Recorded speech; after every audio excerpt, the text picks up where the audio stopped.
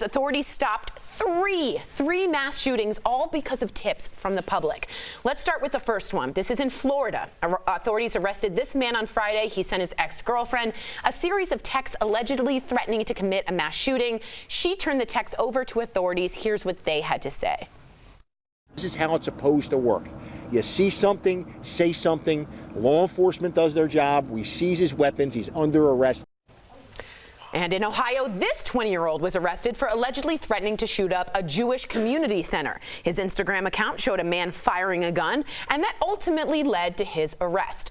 Now, a search of his home revealed several weapons, including 2 AR-15 style rifles, body armor, a Confederate shield, and a gas mask.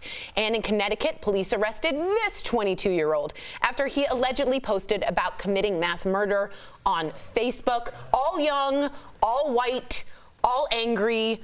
I just have to bring that up because if, as you said earlier, and I think you should say it best, if they were Muslim, we'd get a different picture. We'd have a different narrative going. And I mean, if the fact that these guys the first guy got arrested getting out of a Cadillac truck.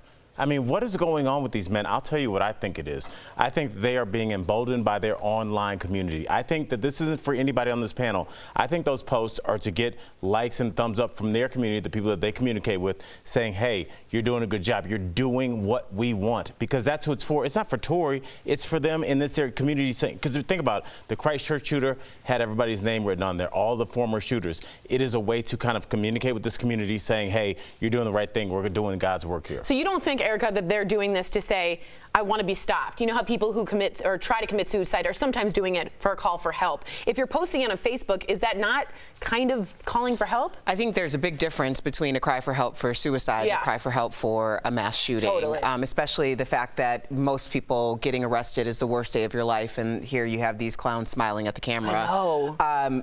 That's just a weird juxtaposition. But I do think that it does tell people when people feel like they are lost and they're powerless, and a lot of people feel that way because of the random so many amounts of mass shootings. Right. This is a way to get your power back as a private citizen. If you see something, you must say something, and maybe that'll embolden and empower other people to feel like they aren't just a sitting duck. Yeah, I'm glad we're doing these stories because we're kind of passing on that trend that this is happening, and the FBI is paying attention. In Parkland, the students tried to raise concern, and they denied hearing them twice about the shooter. So I'm glad. What do you think about it? Well, I'm just listening. It's such a scary time in so many ways with all of these mass shootings, and thank God people are seeing something, they're saying something. This is, for me, I see this and I see hope for change.